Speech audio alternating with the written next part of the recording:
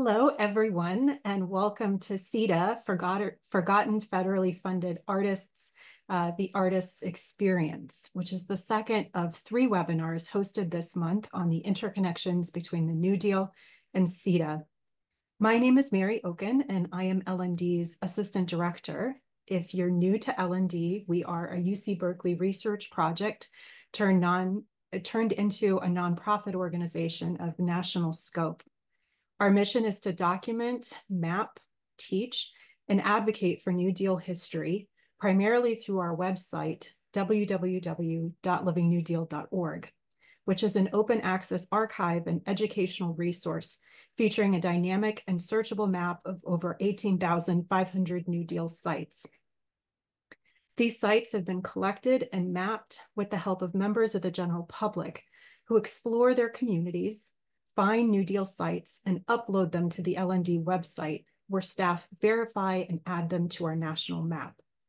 Together with the help of our volunteers and donors, we are creating and maintaining the largest inventory of New Deal public works ever created, making an invaluable resource for understanding the New Deal era and its downstream histories available to the public. We do this in the absence of a scholarly journal, an art museum, or an art institute devoted to studying and sharing the New Deal's vast impact on American culture. Our website, our fireside newsletter, and public programs, including tonight's webinar, regularly share and promote new research and perspectives on New Deal history and its important legacies, among them CETA funding for the arts and the artists who were participating in the CETA arts programs. The relationship between the New Deal and CETA arts programs and CETA funding for the arts first came to my attention shortly after I was hired by L&D in February of 2023. As the newly appointed assistant director, I traveled to the College Art Association annual conference, which is the national meeting of art historians, and heard a panel about how the Comprehensive Employment and Training Act, or CETA, created a new generation of federally funded artists, once again creating a more diverse, innovative, and community-engaged aesthetic in American art. Recently finished with graduate coursework and lots of courses on contemporary art of the 1960s and 70s, I was surprised at how much I did not know. And as I reached out to other New Deal scholars among the art history community, I realized that I wasn't alone. The year 2024, and in fact this month, October, specifically, represents the 90th anniversary of the New Deal in terms of the year, and in October, the 50th anniversary of CETA arts funding, which began in San Francisco, as you heard if you joined our webinar last week. These two milestones are remarkable for American art production, and they offer models of what is possible when the federal government supports the arts. And now, without any further ado, let me introduce tonight's speakers. It is my honor to co-organize and co-host tonight's webinar with mixed media sculptor Virginia Maximovich and artist photographer Blaise Tobia.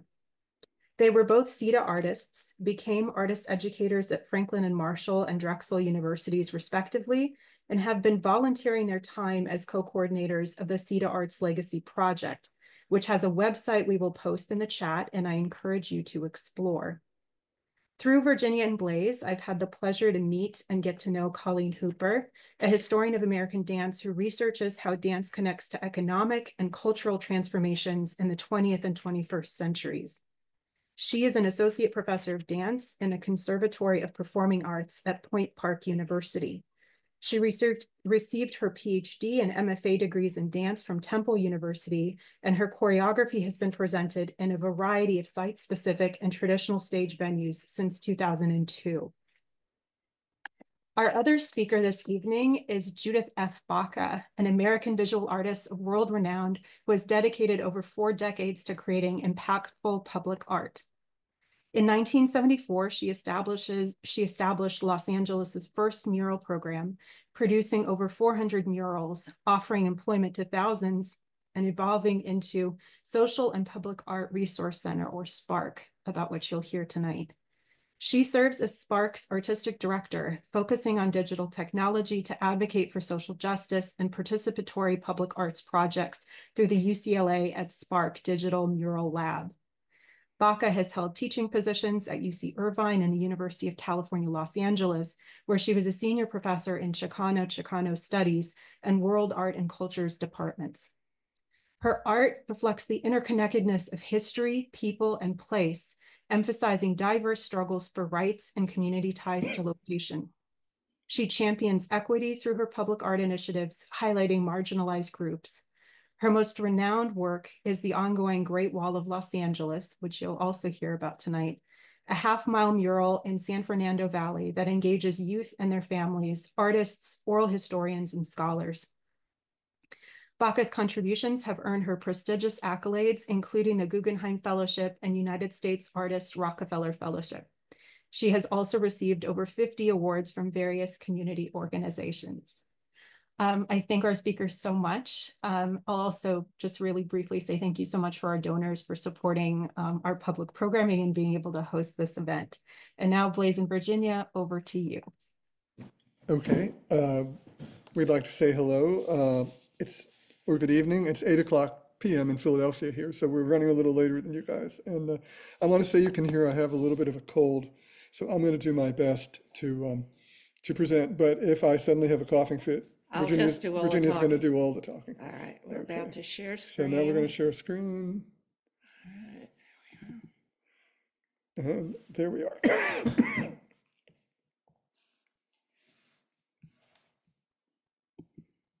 Okay, but I'm going to start. We have to do one more thing and move everybody's face over. Okay, so I can see my text.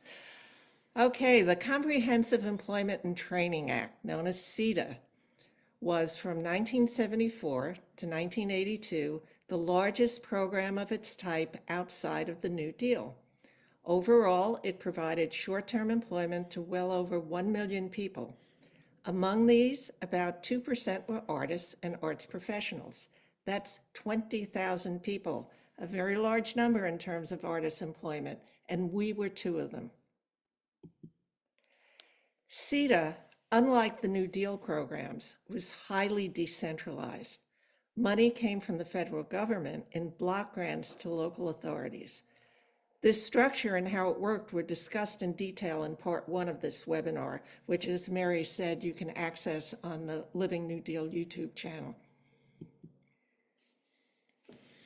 The project that we worked for was the Cultural Council Foundation Artist Project in New York City.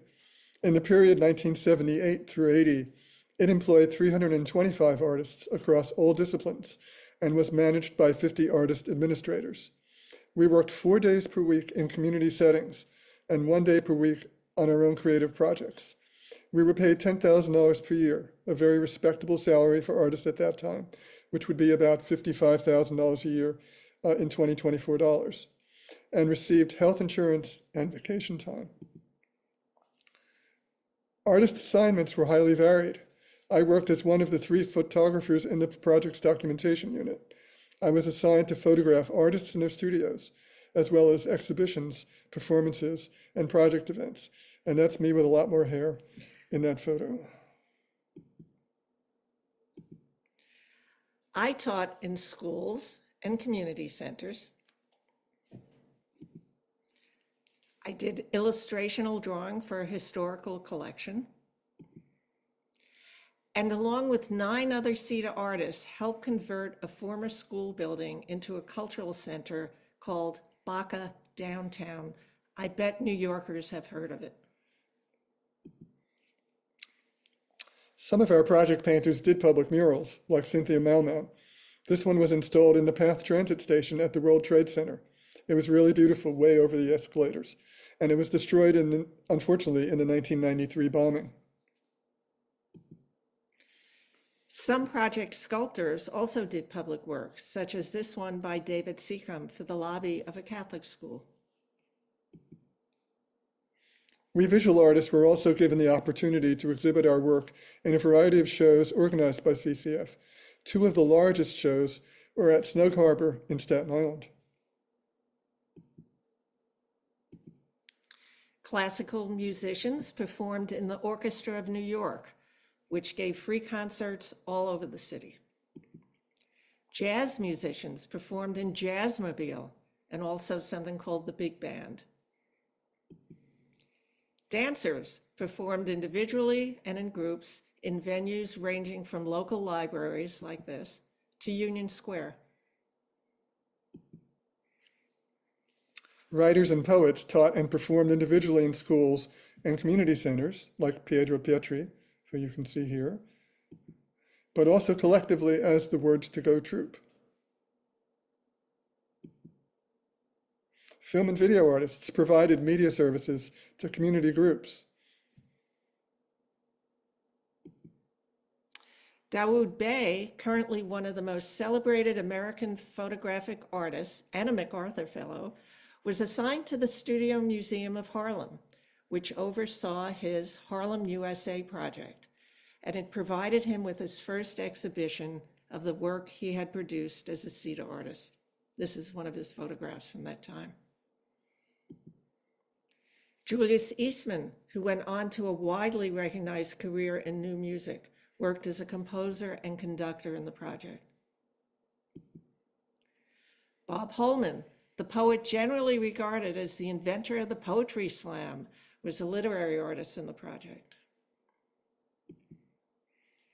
Ellsworth Osby, an African-American abstractionist, created and directed a multidiscipline performance work using CETA dancers and musicians in tandem with one of his sculptures. The sculpture is featured in the current Edges of Ailey show at the Whitney Museum, along with some of my documentary photographs of the performance, such as this one. One special feature of our project, not replicated elsewhere that we know of, was our regular gathering. Every 2 weeks, actually it was more than 350 of us, came together in an auditorium in Midtown Manhattan to exchange news, watch a program, often a performance by our own artists, and collect our paychecks. This helped us to develop a collective identity and to develop friendships, many times across disciplines, that would last for decades. While Virginia and I had amazing experiences as CETA artists, as did most of the artists we knew, this is not to say that there weren't issues. Even though the project's administrators worked diligently to identify community sponsors and match artists to them, the assignments didn't always work out. Sometimes the problem was a lack of resources available through the sponsor, and this was a structural problem. CETA funds could only be used to pay salaries, not to buy materials or cover other expenses. And often the community sponsors had very modest means. I experienced this personally when my community sponsor in the Bronx, who had requested an artist to help them create a ceramic tile mural, was unable to provide a kiln as promised, so the mural was never installed. In our CETA legacy work, we've discovered that the artist experience varied greatly across the country. Some projects focused more on public murals than did others, among them New Haven and Chicago. And a major mural project was funded in California, the Great Wall of Los Angeles, about which you will hear more soon. In some localities, artists worked as individuals, while in others, such as New York, San Francisco, and Washington, D.C., they worked in large cohesive projects that coordinated groups of artists. The CCF CETA project employed 23 dancers who could perform individually or in their own troupes or in ensembles created by the project. In Philadelphia, CETA funding was given to 2 already existing troupes, Philadanco and Joan Kerr. The fact that 2 of the CCF CETA artists had also been WPA artists, Herman Cherry, seen here, and Joe Delaney, reminds us that the WPA and CETA are bookends of a 45-year social political consensus in the United States. That consensus, along with the CETA program, came to an end with the election of Ronald Reagan in 1980. The 2 years we spent on the CCF CETA project had a lifelong effect on our perceptions of art, artists, and the role of art in society. And in retrospect, we can see how exceptional it was. Fully multidisciplinary, well-tuned to community needs, and extremely diverse in every sense, well before diversity was even a term. Beyond our own project, we've come to understand CETA's overall role in the art world as a kind of intervention in its normal commercial and socio-elite power structures. This call for artists ran in the Daily News, not the New York Times. This egalitarian approach may indeed be one of the reasons that CETA has been overlooked in the mainstream of art history during the past 50 years. Because of our shared experiences, a group of former CETA artists, administrators, and government officials have formed the CETA Arts Legacy Project. We don't want this important chapter of history to be lost. 10 years later, we've achieved some of the Legacy Project's goals. The website has been enlarged and updated, and it includes an online archive with more than 3,000 distinct digital assets. A link to the CETA Arts website is in the chat. We have organized academic panels, gotten articles published, been interviewed, produced podcasts, and most recently had the great fortune to partner with the Living New Deal. As part of the Legacy Project archive, you can watch interviews with a range of artists and administrators who worked under CETA. We are constantly adding to our collection, and we have partnered with City Law Gallery and the Artists Alliance in New York City, who have been doing their own research, conducting a series of oral histories with CETA alumni nationwide, and I should add also ran 2 beautiful shows on CETA 2 years ago. One goal that has so far eluded us is seeing the first comprehensive book published on CETA's role in the arts. In the hope that it might move CETA Arts scholarship forward, in 2023, we presented a panel at the College Art Association conference called Art History in Search of a Historian. We are now going to turn over the microphone to Colleen Hooper, an art historian and dancer, who will talk about the employment of dancers in the New Deal and under CETA. Colleen will then hand it over to Judy Baca, who will talk about CETA's importance in the making of the Great Wall mural and its lasting legacy in the ongoing work of SPARC and the Great Wall Institute. So thank you all for listening. Thank you so much. I'm going to share my screen and get started here on my presentation. Okay. How does that look, everyone? Good? Okay, amazing. So I first want to thank you for inviting me to be part of this panel. I'm so grateful to be sharing my research about the legacy of the CETA Arts programs. As a dancer, choreographer, and writer, I chose to write about CETA Arts programs for both personal and scholarly reasons.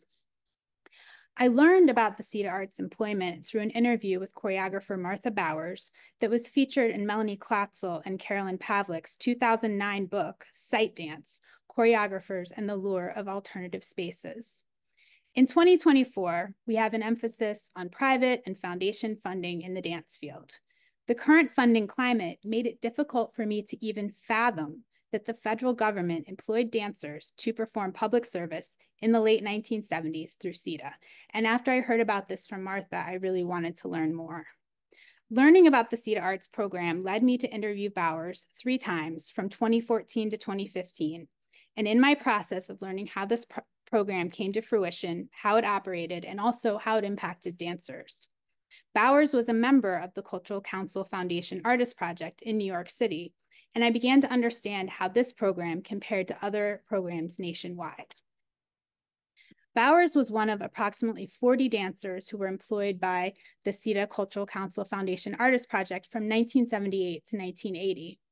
And in 2014, Bowers shared with me, quote, "Working with CETA made me think that being a great artist is also being socially responsible.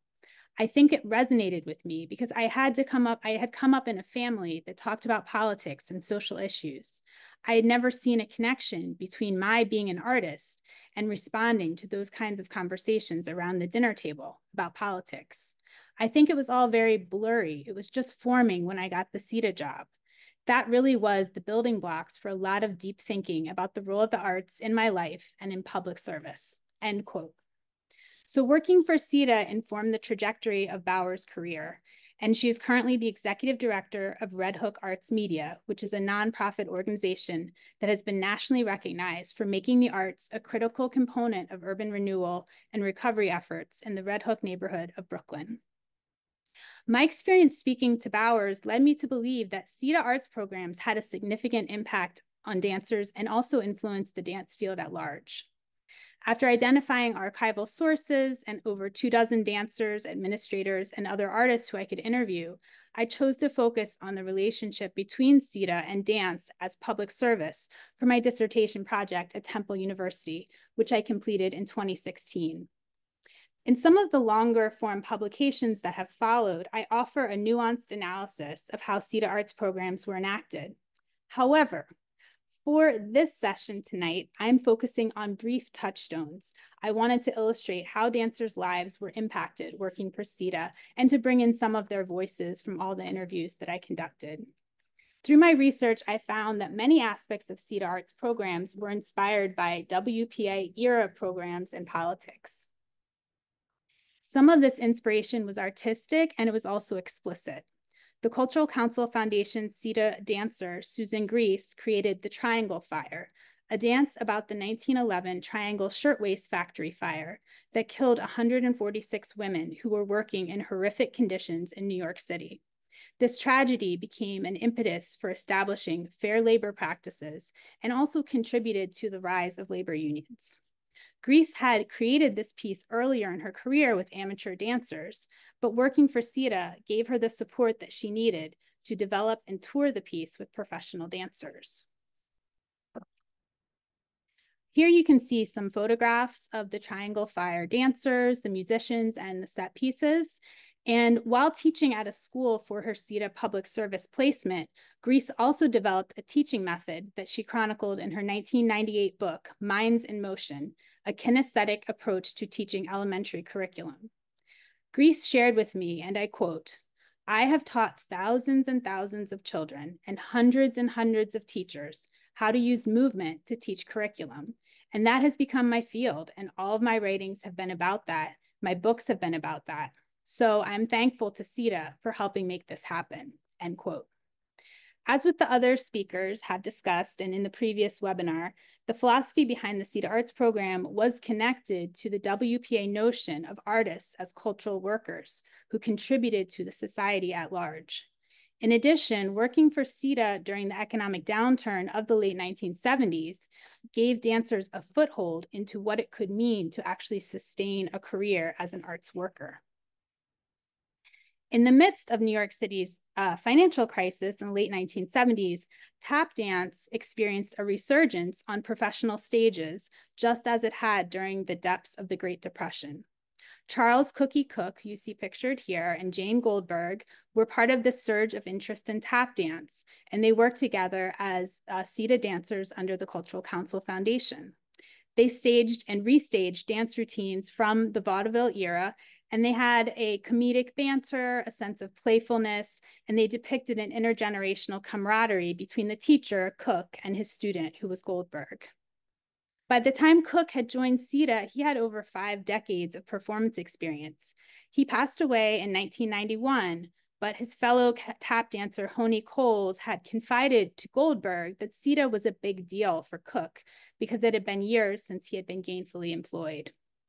When I initially spoke to Goldberg, she actually considered CETA to be a minor part of her career. But after further reflection, she told me, and I quote, "It really was major in terms of how to live. I mean, in terms of being able to have a living." If I had choice, I actually would have preferred, in retrospect, to have the CETA job to any kind of work I was getting outside because that is just too unreliable, end quote. The guaranteed salary and the administrative support that CETA provided laid a foundation upon which Goldberg and Cook built their performance partnership. Goldberg founded and still operates the Changing Times Tap Dance Company as a nonprofit, and her mission has expanded to provide funding and support to the next generation of tap dance artists. The next dancer was a teacher of mine at Temple University. So very special to me. Marian Soto was a key member of the Puerto Rican avant-garde movement that came to fruition in the 1980s in New York City.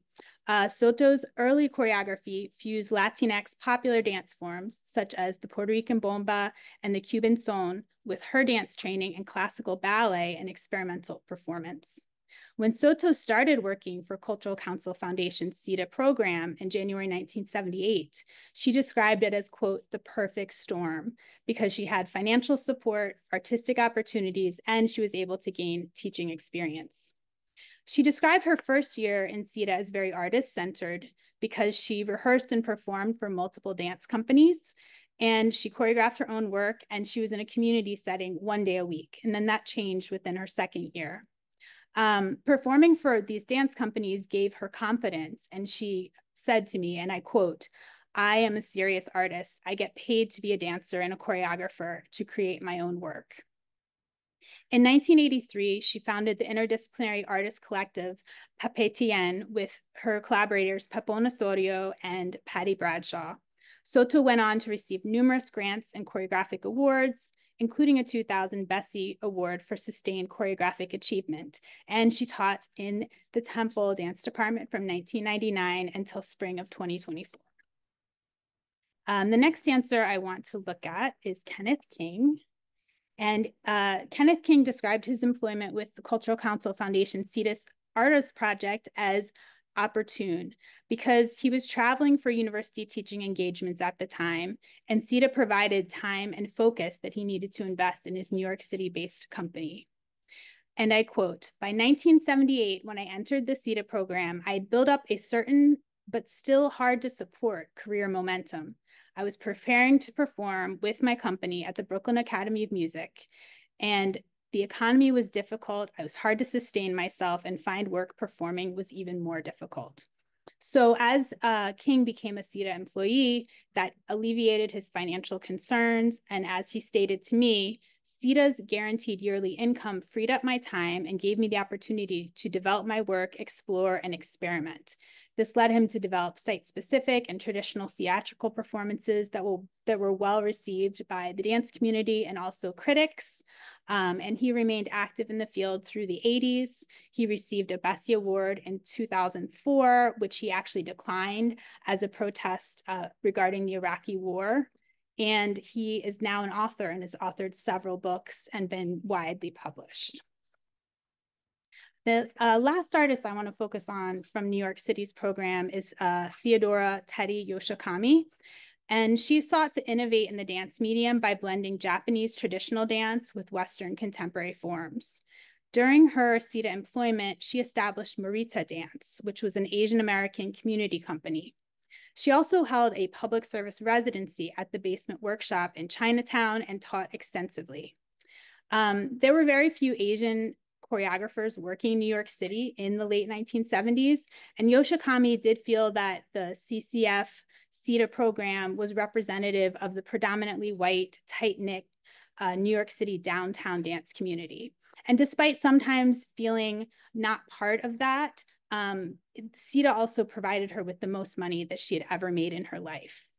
She was a single parent, and she was able to fulfill her CETA duties and care for her child at the same time. And she maintained her dance company from 1978 to 1987, and later received her degree in performance studies from NYU, and then became an Asian American consultant at the American Museum of Natural History. And she programmed performances and lectures for the museum.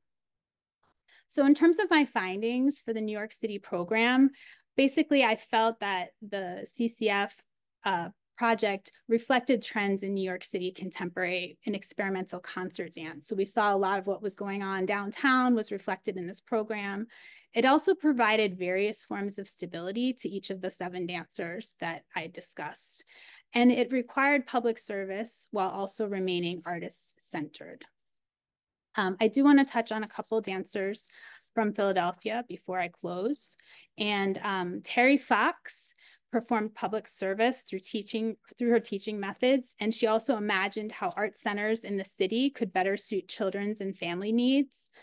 She had a CETA residency at the Lutheran Settlement House, and she collaborated with a visual artist named Joanne Cow on a children's performance based on the quality of dreams.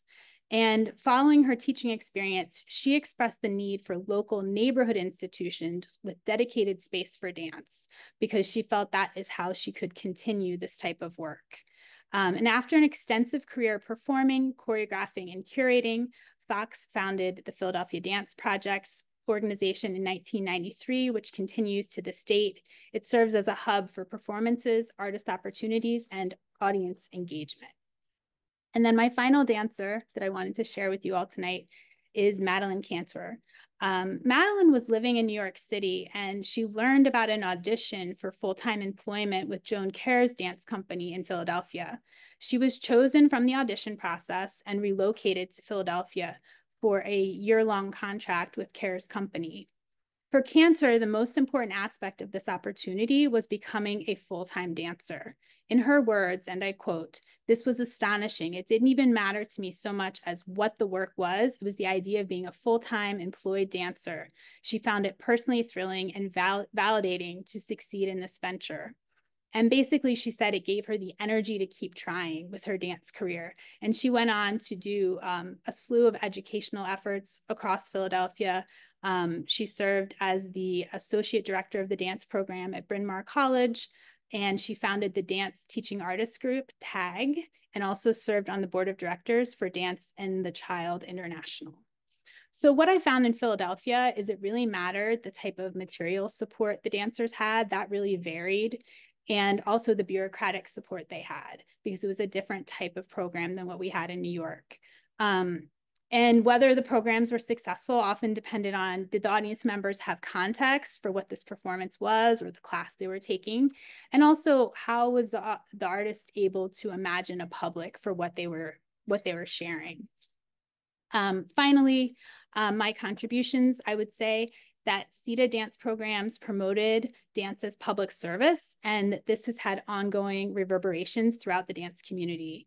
There is some tension around this concept of public service because dance artists may wish to subvert social norms, and that this could sometimes conflict with funding structures. And finally, with federal money comes the assumption of public benefit. So all of these arts programs uniquely conceptualize how dance could benefit the public and who their public actually was. So thank you so much for listening.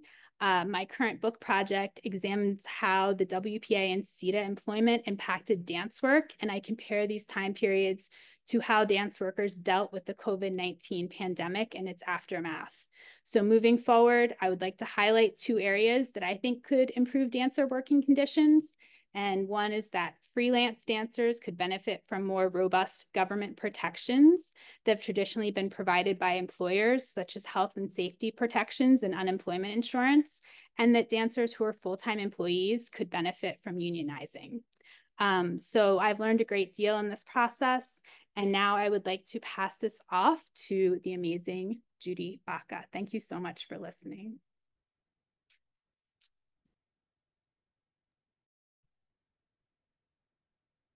Hello. I'm going to begin here with sharing my screen.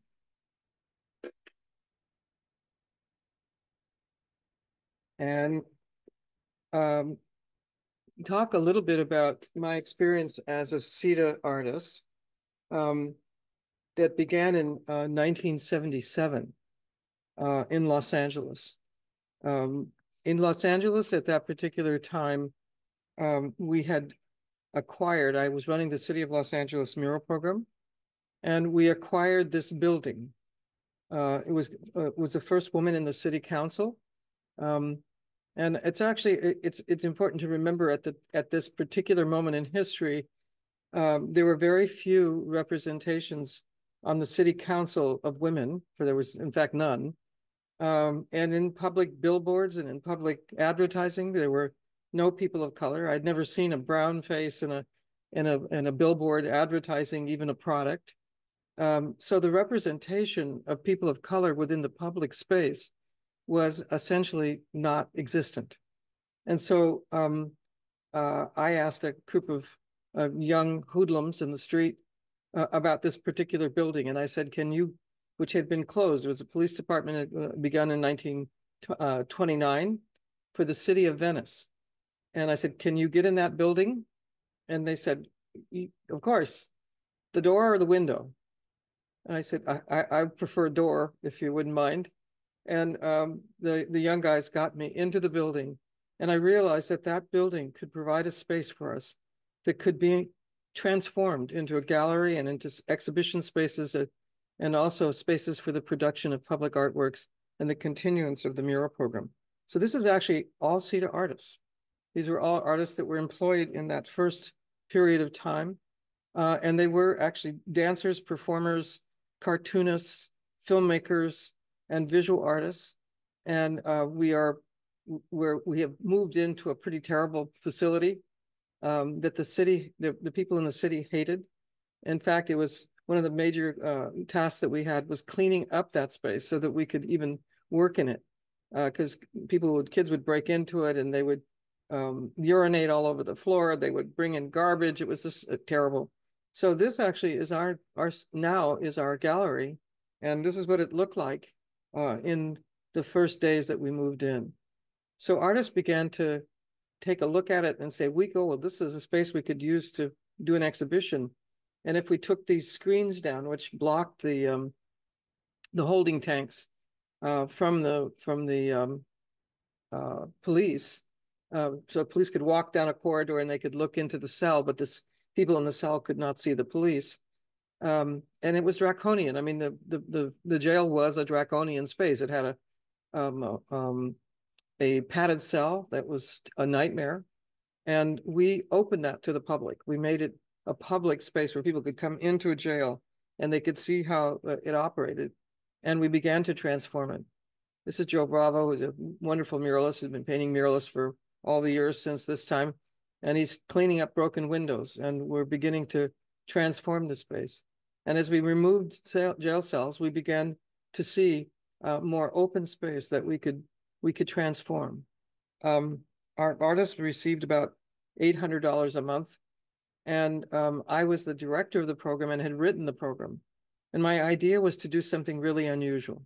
It was not to make simply a space for the exhibition and sale of artwork, to do a commercial gallery, but in fact to do work that actually amplified the communities underrepresented within Los Angeles, to look at providing an organization which was really in its first years that would be about artists of women, indigenous artists, and artists of color.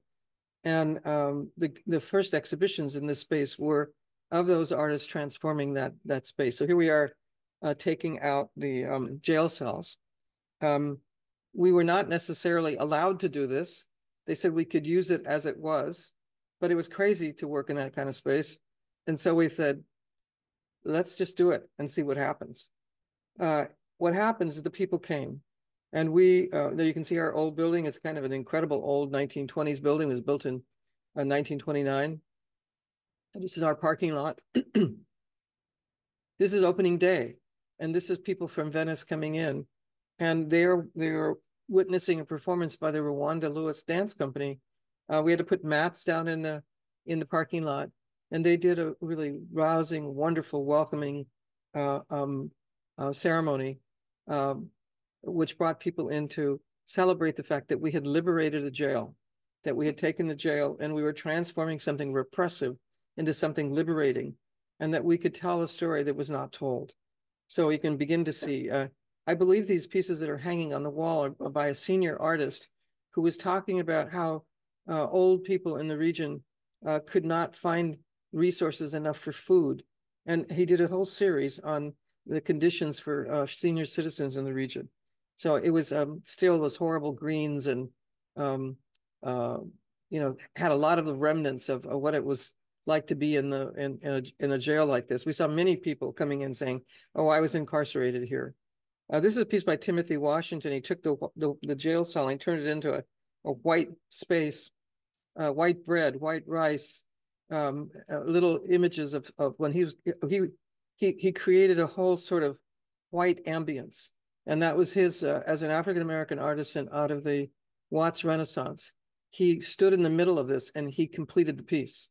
as an African-American ebony black figure standing in this white space, it was the full statement about the incarceration of people of color.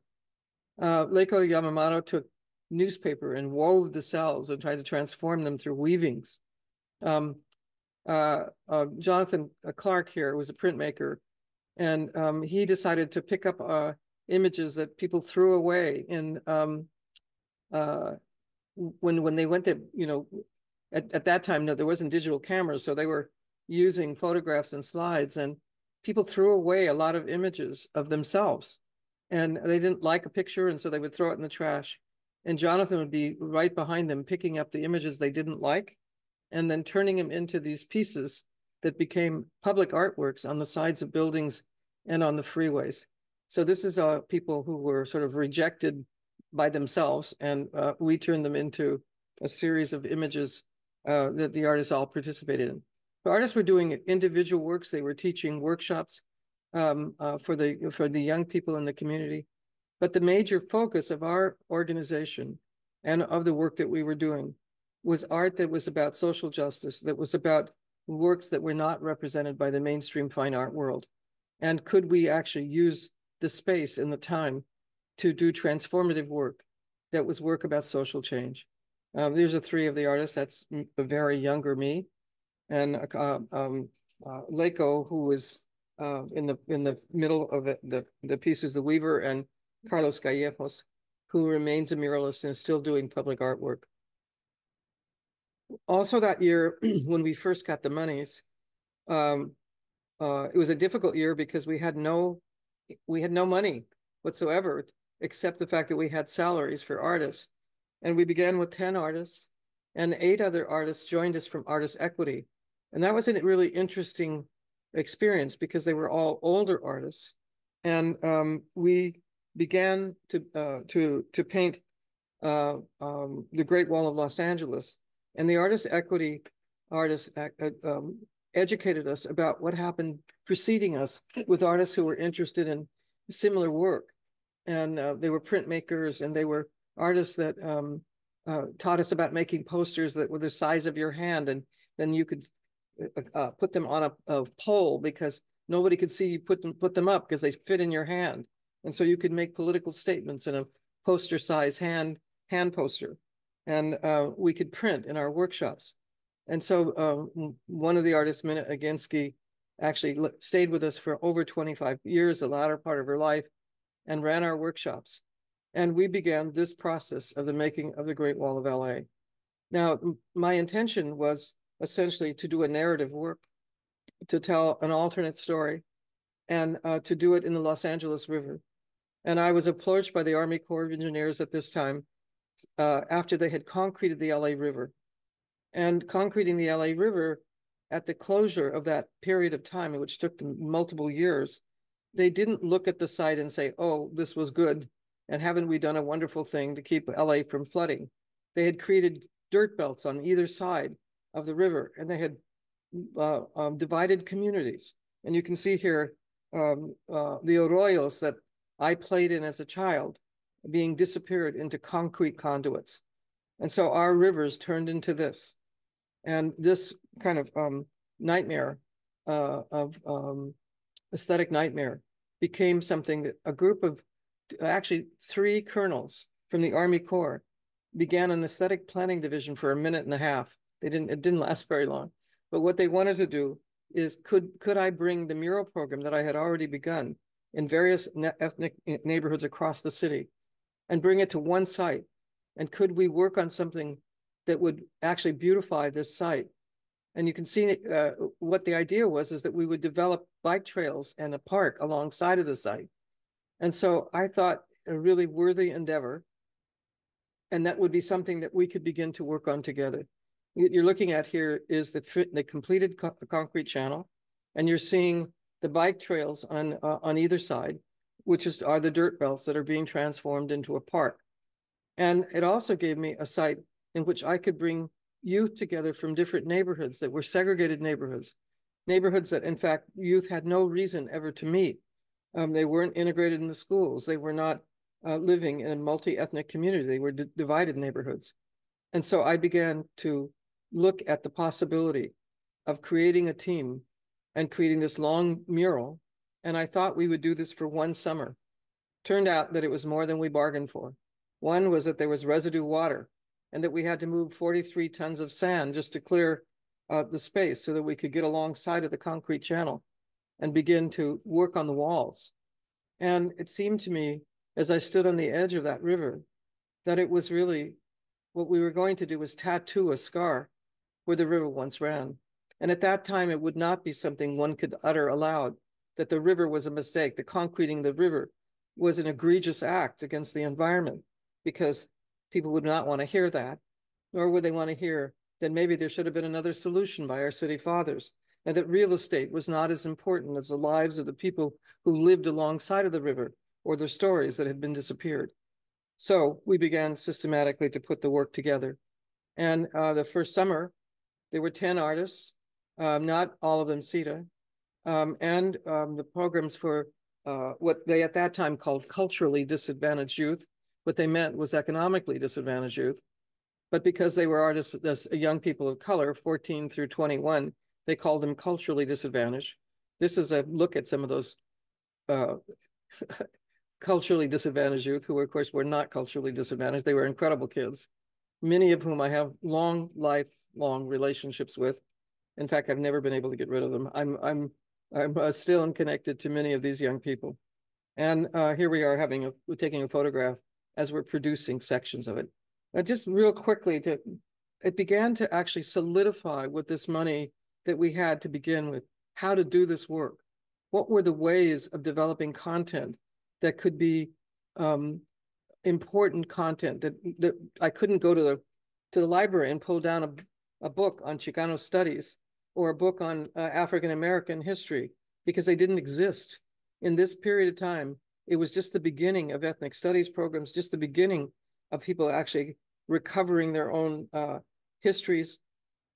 And so we began with this methods of starting with academic research, looking at popular cultural imagery, looking at people's lived experiences, interviewing people, collecting metaphors.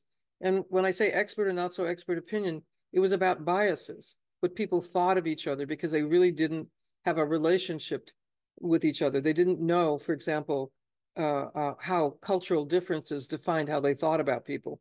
So they were working on stereotypes and racist bias. And so we incorporated that kind of information as we began to look at how people would interpret a story, and by age, by race, by gender and their sexuality, by their immigration status, and also by how educated they were, and also by class. This is one of the very first segments of the Great Wall after we've been through a thinking team. And it's kind of a wonderful photograph because and the guy in the orange shirt is Magoo from Los Four. Ed Burrell from the Bodacious Bugarillos, which was a theater group coming out of the Black Panthers. Judy Chicago is in the middle, and Matt Worker, who is now a Pulitzer Prize winning cartoonist, are all sitting here looking at the first thoughts about what should be in this mural as we create this narrative. And so systematically, we began putting together stories that were not told. People did not know about the deportation of what was something near to 500,000 people out of California of Mexican descent. And yet many of us had relatives that had been shipped back to Mexico, never having lived in Mexico even, and were in this deportation. We took directly from the LA Times. Officers hurled back alien horde from the June 6, 1943 newspaper, the Imperial newspaper. And we began to construct this story to tell how these events occurred. And we began to affirm a history that had been left out of our history books and that young people didn't have any relationship to. We hired 80 young people in the first summer. We began to, after the first summer, we learned our lessons. I learned my lesson and started to reduce the number of kids, and the ratio of adults to youth became smaller. And I began to refine a process with community engagement. How could you do a public monument in which the public could participate? So here you're looking at 2-foot grids, and you're looking at all transferred by youth, all transferred from drawings. And here the completed work, which is about 13.5 feet high by about 40 feet here, of that mass deportation. The 1495 is what the Southern Pacific Railroad earned for the deportation of each single person, particularly at a moment as we're facing the possibility of mass deportations again. It's important for us to remember that this happened and what were the consequences of these events that happened in 1933. We also worked on things like the Japanese internment, and we created designs on the 442nd, the most decorated regiment in the World War II, made up of Japanese soldiers recruited from the concentration camps. You can see them turning in their instruments of labor as they turn into the stripes of the American flag. And the reason for that is that we interviewed the remaining people who were alive at the time, and they told us that they made up the very fabric of America, and that they served with this willingness, and they became an incredible fighting force on the American side. We also found the story of Mrs. Laws, who fought the Black Covenant laws in a place that I was born, actually, in Watts. And at that point, when the war ended, there was a plan to move African Americans out of Watts, and they began to fight back.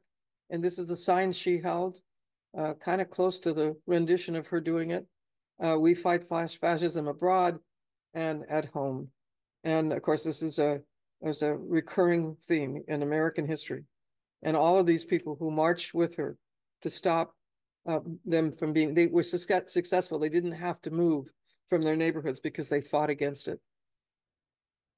Also, the story of Sonora Town and Chavez Ravine, which is where Dodger Stadium was built, and all the people removed from their housing there. Here's a family divided by the freeways, and Mrs. Archiaga, who is fighting as she's being carried off by a cop, and her mother is throwing rocks at Dodger Stadium, which of course triumphed over getting that property and moving out people who were promised other places to live and promised a recovery of their property, which of course never occurred. It never occurred. But Dodger Stadium is still a place that is Los Angeles, the Angelinos are very fond of, but has this history that is a very difficult history for the Mexican community. Today, we're working on this. We're working on the new segments, and we have painted a half a mile. We work with over 400 young people, and we're producing the 1960s and 70s and 80s and 90s all the way to the current time before the Olympics. And we have been supported by the Mellon Foundation and the state authorities, because one of our assembly women was a young woman who grew up alongside of the Great Wall and walked past it daily and studied what was in the wall. And when she became an elected official, she designated part of the state budget to help us complete this work. So Luz Rivas is one of our heroes, and one of the reasons that we are able to do these next pieces. We begin in the 1960s with a piece called The Generation on Fire. And this came about from Tom Hayden, who is one of our thought leaders, who told us that, I said, what is the most important things about the 60s? And he said, we were a generation on fire. We were thousands and thousands of young people who were self-described revolutionaries. And so that began to be the way that we begin to interpret the 1960s in history. So we're moving along pretty readily in the 60s. We have over 400 feet of it designed. We're producing that work now in an interior space, because part of what SPARC has been doing in its old jail all of these years is actually looking at permanence of our public works, looking at methods of restoration and management, because of course, one of the things that happens if works are not maintained or restored, then it becomes another way of censoring work in the rear. In other words, what you don't maintain disappears. And so one of the things that we're speaking about very powerfully is that we need to maintain, we need to preserve the rights of these initial works. Over the period of time in the mural programs, we produced over 5,000 murals in the city. And those works, many of them have been lost because of negligence and city policies. And of course, it was a short-lived period in which we actually had salaries. And then it became an issue for us to raise money each time for each segment of the Great Wall. So we completed over a half a mile in 5 summers. We are now working on the second half mile. And these are drawings that are becoming finished paintings at the moment. They are the same scale as the pieces you saw in the initial thing. This is from Reverend Lawson's, who's one of our thought leaders before he passed just recently. We asked him, what is the most important thing for us to include? And he talked to us about nonviolent resistance and what that process of teaching nonviolent resistance was. And this, of course, is a piece of the lunch counters and kind of deference to Reverend Lawson's, what he said was the ending of Jim Crow. And our mural begins with the end of Jim Crow and also the lunch counters. And there is a reference to Nina Simone, who, before she passed, told me that she, who was a friend of mine and of Gilbert Roland, the great American actor, that she wanted to be in the Great Wall. And I said, okay, and how do you want to be represented? And she smiled at me and she said, you know. I said, and I thought about it and I said, yes, I do know. Mississippi, goddamn. So this is, we've done a beautiful piece to Nina Simone with Mississippi, goddamn. It's actually changed somewhat from this original drawing, but you can see as we're developing these concepts that we've actually begun what we call the Great Wall Institute. And the Great Wall Institute isn't necessarily a place, it's an idea. It's about this process that you see in those initial stages, now more refined, that came out of that CETA moment that we had. Enough time to begin to work together. And it was not easy because artists were accustomed, coming out of art schools, that if they got money and they were paid on a monthly basis, they should be able to go to their studio and make commercial work and sell it. And I wrote a program that said, you'll be in a program that puts you in relationship to the public, and you'll go to a senior center and you'll work with the old people to create your quilting project with them and tell the story that has been untold. We did that work. We did an enormous amount of work in that period of time. And today, this is what we're doing at this very moment. In Bergamot Station, we just finished a 9-month period at LACMA, in which we were given a beautiful space to paint the Great Wall so that we didn't have to be in the terrible river in 118 degrees of heat, worrying about a flash flood. In 1984, one of my people was washed down the channel and was rescued by helicopter in an amazing moment. And we hope to avoid that again. And now we have developed new technology in which we're working on substrates and we're applying these painted works into the river after they're painted. And this is material that we believe will last in the river and can be maintained and applied. So here we are, you can see the unrolling of these furling areas. There's literally 400 feet in the space of the 1960s piece. We've also built a bridge over the Great Wall. This is the 8-acre park. You can see the bike trails are in. The area is a planted area. And our bridge is now on the site. It's a 90-foot bridge, and it's a viewing station that you can see both sides of the river.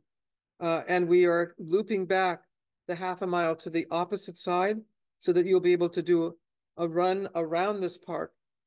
And this bridge will connect 3 schools, including a continuing school, a high school, and a junior college with the opposite side of the street, which before this time, students would have to go a mile around to get to a bus. And now they'll be able to make this trip across it, our bridge. And the bridge is an educational tool. When you look toward the San Gabriels, toward the north, you will see all the animals that were disappeared by the concreting of the river. And when you look to the west, you will see, I mean, I guess it's east and west.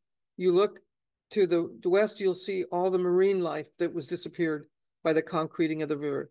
So we are making the statement that the concreting of the river was not the best idea about how to keep taming that river was not the best idea about how to build a city on a major river. So this is our this is the work that we're doing right at the moment. The bridge is up, the rails are up. We're completing the new segments that are going up. The monoliths on either side are going to be striated, and they will tell you about the history of the land, because the concept of this entire piece is the tattoo on the scar where the river once ran, or that the land has memory. And this comes from my own indigenous grandmother, who taught me from the very beginning of my life that the land recorded the story, and that all I had to do was learn to listen. And so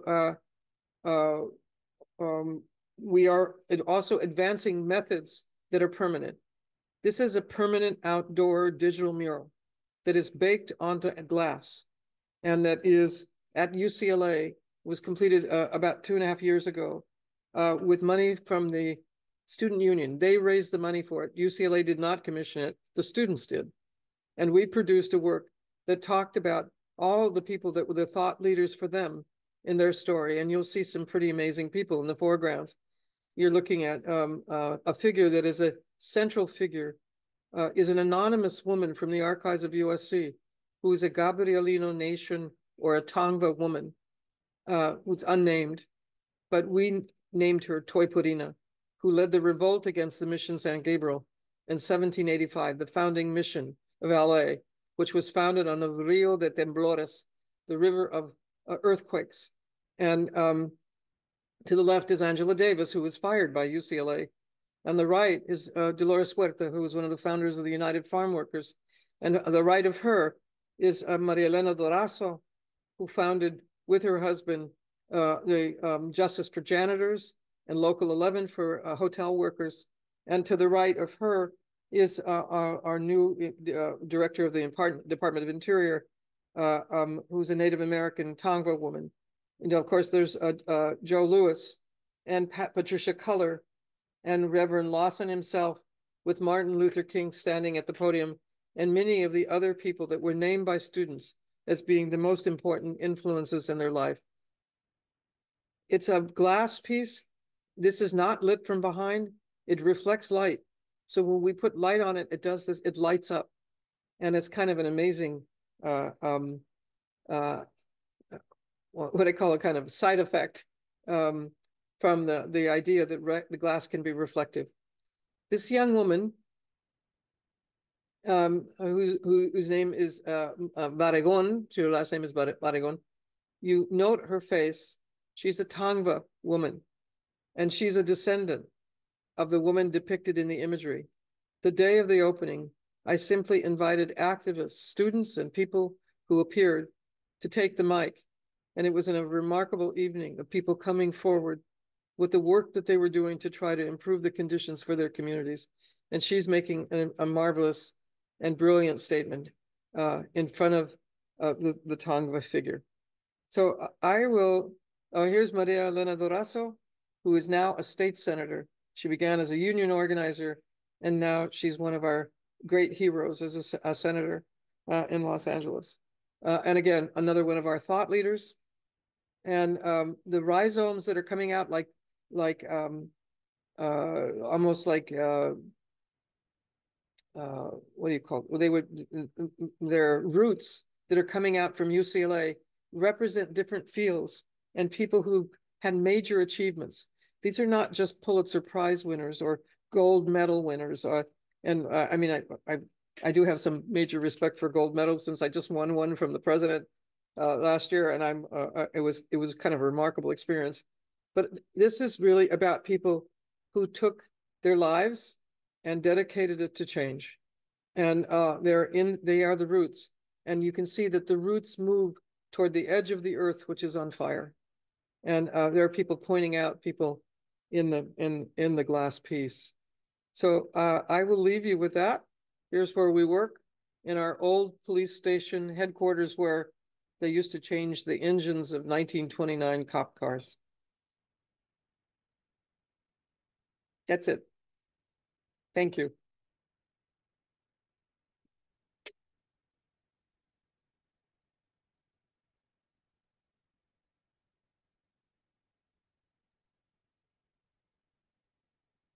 Well, Judy and Colleen, thank you so much for your talks. They were inspiring and informative and just wonderful.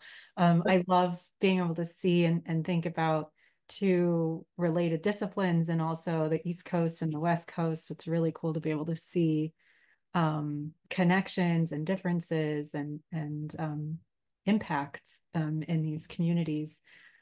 Judy, there's a question for you in the chat saying thank you so much for sharing everything. Where is it possible to see the murals in LA? So I would say there we posted a link to the website and more information about it. So you'll be able to see that if you look at the website. But Judy, do you want to say anything about the location specifically? And there's more than one place where you can see it, right? Because it's quite a long.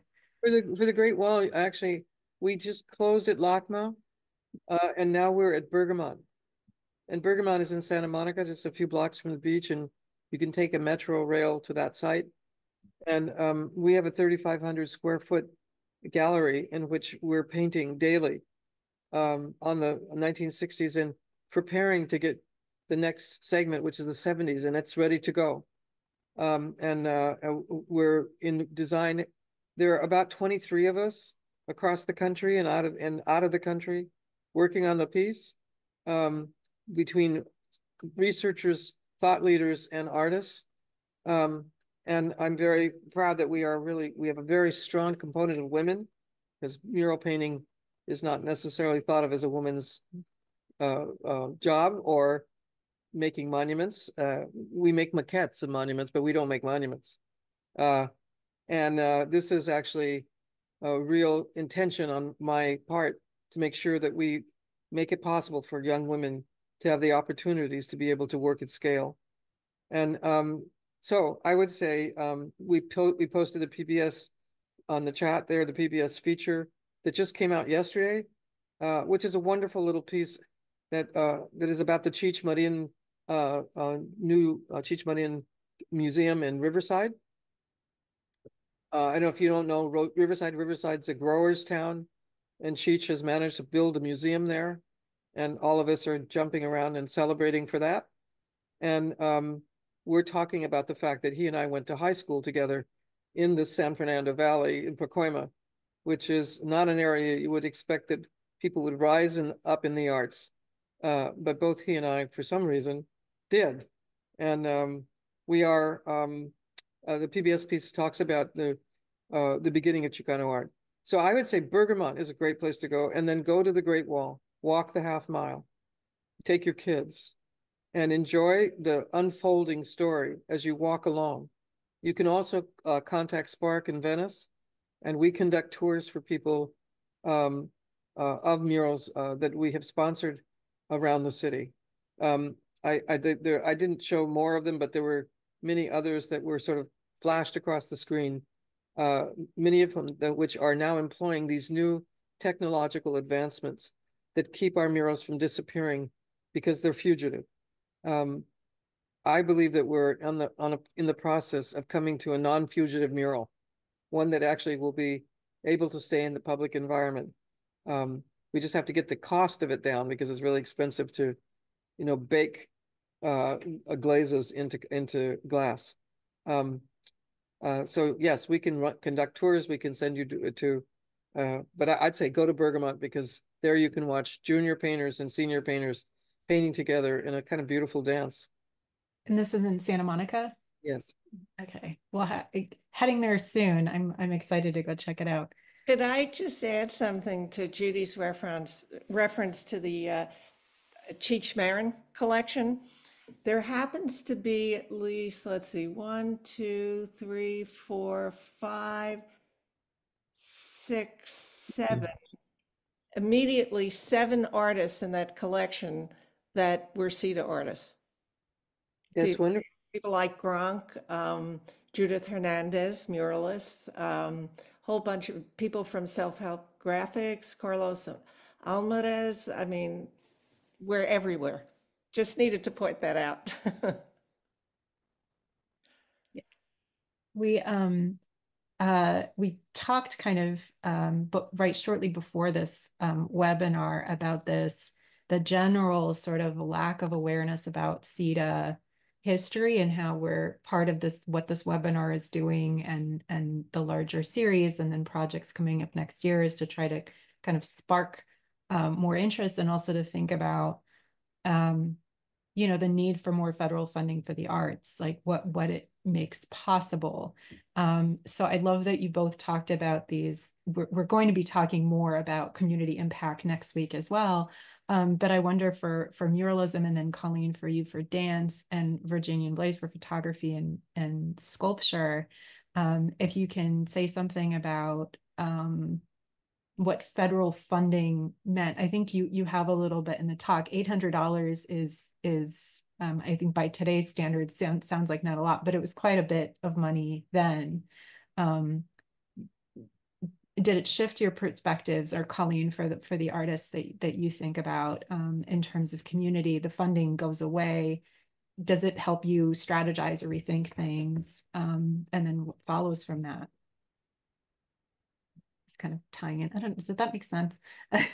How does the structure that the government kind of necessitates as federal employment versus the arts, it gives you resources, but also I think makes certain kinds of demands that maybe help you organizationally or challenge you organizationally. I wonder if you want to say anything about that.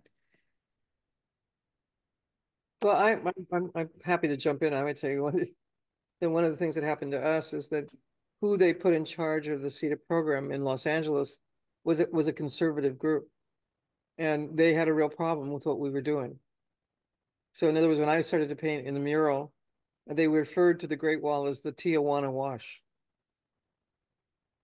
So there was a inherent racism within the arts, and inherent bias against the kind of work we were doing. We had to struggle against. So yeah, and of course federal programs require enormous amounts of reporting, and they gave us no money for the infrastructure. So while I was the director of that program and had written the program, I had no funding at all to support my work as the leader of it, and they just didn't provide administrative support nor materials, and nor rent or utilities or any of that. All of that we had to come up with. Mm-hmm. And that was really difficult. So we spent a lot of time trying to keep the structure alive. But I have to say, that's been my whole life. Mm. I've had to invent the structure to support the work that was unsupported. Mm. So in other words, nothing began, I couldn't go and say, okay, well, look, here's a little scaffolding I can hang my stuff on. No. I had to invent the scaffolding, right? I can say, Mary, that for me, coming just out of grad school pretty much, and having this 2 years of work in this wonderful, multivalent project, in which all I had to do was photograph, right? And I was sent places. I didn't even have to think about what to photograph. I just had to go there and photograph and just respond to the artists and respond to the performances and whatever. It was the best experience I ever had as a photographer, right? I didn't have to play the games of art, figuring out, what do I need to build into this project that's going to be a little conceptual, a little hard to understand, a little attractive to a gallery, whatever. It was just a pure assignment to make the best photographs I could. And I think that can happen. It happened in the FSA. you know. And I think, well, both of us grew up in working class families, and we're the first generation college educated. And in fact, I'm the first generation high school diploma. And an interesting thing is that I think because I was working class, I felt really comfortable having a job. I know some of the artists in CETA kind of pushed against that because they wanted to be in their studios and be more self-directed. But I really liked being on salary, and I had a job to do. I was sent to a community, all right? And then sort of a funny thing is, all right, here I was, I had a job for the federal government. My father died when I was a kid, and my mom got a civil service job. She was working for the federal government. She was a clerk for the GSA, and she worked at Federal Plaza. And wouldn't you know it, one of the CETA shows that we had was in the lobby of Federal Plaza. So here's my mom showing up to see my artwork in the lobby of the building where she works. And here I'm a federal employee too, and I made the artwork. So it really made me think of art as as a profession, as a job, and that you could get paid for being an artist, not just making art for the marketplace. It was just, it was different expectations, and I liked it. And I would say for some of the dancers I spoke to, like a through line that I found was learning to navigate these systems, like, you know, being a federal government employee, what that felt like, how that worked with timesheets and reporting and all of these things, and that they then used unemployment insurance after their time of being employed with the federal government. So that allowed them to pivot into something else. And I think that that's really important because it kind of goes back to what Judy was saying about building scaffolding. I think it gave a lot of the dancers I spoke to confidence to say, I can figure this out. Like I'm this government worker. I'm learning these things. I'm engaging with these communities. Now I'm on unemployment insurance. I'm figuring out my next step. What's going to happen next? And you know, Ted Berger said something to me, and he'll be in the next session, that this was part of people and administrators and artists finding something that was designed for one purpose and kind of repurposing it for something else. And that's a big tradition within the arts, this process of transformation and engaging with these large systems and how do we work them to like make something creative. So that's what it made me think of. Or transforming a former jail. Right. Just amazing. Yeah, that thinking about, I mean, it's such startling, incredible work, Judy, that to like take carceral space and liberate it in this wonderful way.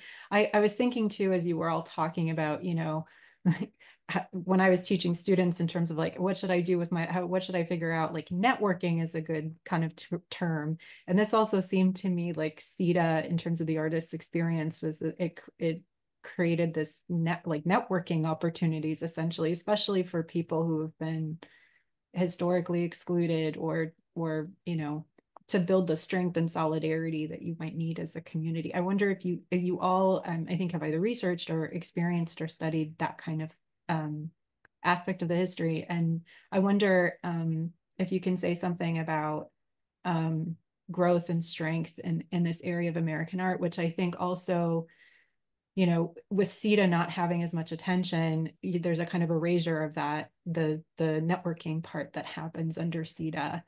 I wonder if you can say a little bit about that. Blaise and I mentioned in our presentation about that biweekly payday, you know, where all the artists and the administrators got together.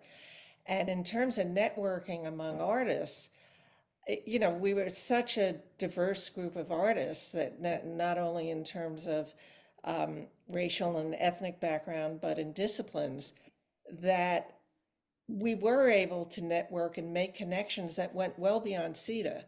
And in fact, sometimes Blaise and I get mixed up what was CETA and what was the other stuff than we did later in the 80s. Because, for example, a whole chunk of us went right into working with this group that we made up called Art Against Apartheid. Mm. And we already knew a bunch of these people because we had all been CETA artists. right? So there were all sorts of artist groups that kind of came out of that because you had networked, you knew who to call. You needed a graphic designer. Oh yeah, I remember that guy from CETA. I can call him. Or you know, you need somebody else. I remember that gal. Yeah, let's call her. It was all there.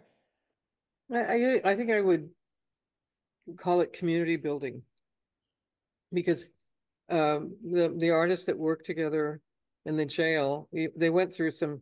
I mean, there's nothing like doing something really hard to do, right?